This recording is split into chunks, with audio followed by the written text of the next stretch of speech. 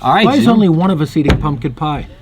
You know, You guys declined the offer. You are not usually around Romy when she's hangry, and so this is what I will allow this. Kevin came over and offered me some pumpkin pie. You're right. And I said, Well, be sure well, to keep sure. And you're cool to do the whole episode with it?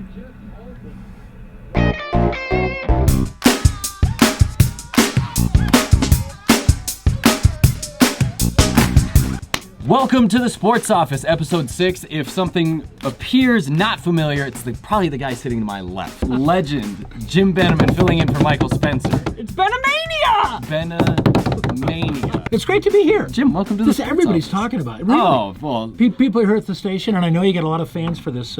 These episodes. Let's start with the Nuggets. For the opponents that didn't really matter, the Nuggets didn't really care. It just seemed like they were just kind of fine. You know, fourth quarter comes, all right, let's go, let's win the game and get out of here. But when they play playoff type basketball like they did against the Rockets, then you see the focused Nuggets team that I was hoping you would see. To be fair, that stretch where they went through against lesser teams where they'd get behind, that stretch did give us the greatest fourth quarter comeback in Nuggets history. So that was kind of thrilling. That's true. But you're right. You can't have a steady diet of that and be a great team. I'm a big proponent of defenses. Defense wins championships. I'm all in on that. And it's so hard to get a team on board to be defensive first. You can really see, like, they are on board with what Malone's been putting together. It's just good to see the Nuggets team we all thought they were. Yeah. Just once before the playoffs start.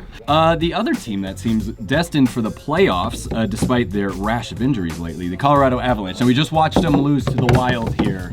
But before they went on this Canadian road trip, you were hoping, man, if they could just break even or just get 2 wins out of this, that's huge without, Gabe. They didn't have Grubauer there for a while.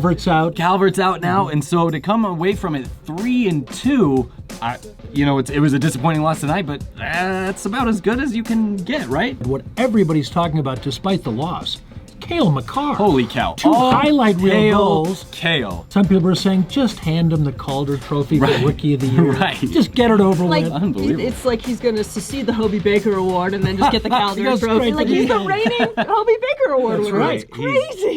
JB, because sometimes I feel like, we talk about this stuff ad nauseum. This is actually a good experiment. Yeah, go for it. What is your take? A lot of on- nauseum talking about the Broncos. You just saw them lose 20-0. As someone kind of not having the Broncos as their entire lives, is it just kind of backseat news? We're like, No, it's getting out to the 20-0 lead. It was fun watching Brandon Allen. We get so frustrated as fans, but it's not like these guys are out there trying to lose these games.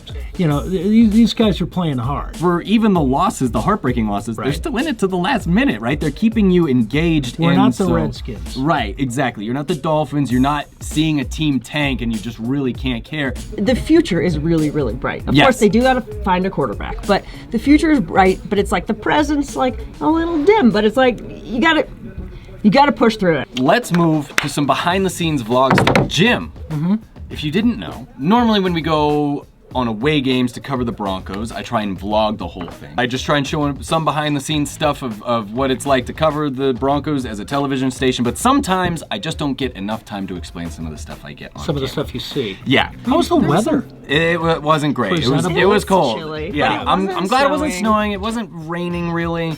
But the Minnesota Vikings fans were out in full force. Good people. Good people. Now, I have such a big place in my heart for Minnesota. Yeah. Jim, I'm sure you've taken your part in some tailgating games. Have you ever played this game before? So they have Oh, brother. this spike hammer, right? And they have all these nails going around. This has got closed head injury written on it. Oh, it looks like they're trying to hammer the nails in with the pointed side. And I guess he lost there. Right. This is headed for the Ocho, obviously. So let's go ahead and get to the warm-ups. Check out Deshaun Hamilton. I have never seen a guy actually cross over with a football. God. Isn't that Oh my impressive? gosh. Like that's a I've never dribble. seen that either. That's I know. great. And of course he wanted to know that I got it. You got me dribbling over. I got the crossover, yeah. And we'll end with Philip Lindsay in the huddle. I can't show the whole thing because he says a lot of words we can't. Yeah. You wouldn't hear a lot. But his voice gets a little high-pitched at times when he's cheering on. 1, 2, 3, 1, 2, 3. Even Cortland's laughing. Yeah, he's like that. He's like that. Yeah, he knows he gets like that. so intense. It's just It obviously worked. It Cortland worked. played Cortland great. played great, and so Yeah. got Cortland in the mood. So yeah, gosh, there's just some stuff that we see and Bright future, folks. bright future. We're still having fun. Absolutely. Still a fun team. All right, let's move on to the final segment. We'll wrap things up with our hats off. Now, this is the segment where we give a little tip of the cap to someone that didn't really get as much recognition as we thought they should, so we just want to give them another little shout out. Guys, do you mind if I start? Absolutely. Okay, this does not go to any certain person unless there was just one person that designed the Nuggets' new rainbow jerseys. They are on the black this year, they just pop a little more than the white jerseys. I like them.